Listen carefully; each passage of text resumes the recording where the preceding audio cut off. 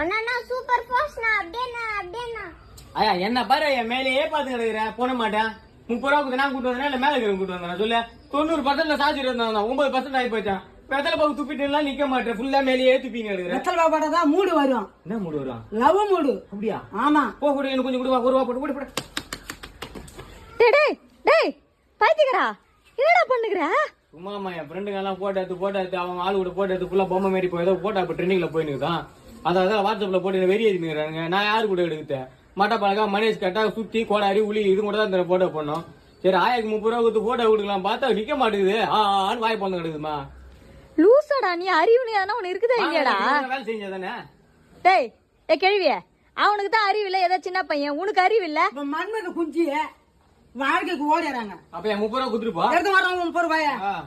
டேய் லூசாடா நீ. 30 ரூபா மொட மொடன்னு காசு சொல்லும் போது இடிக்குதா?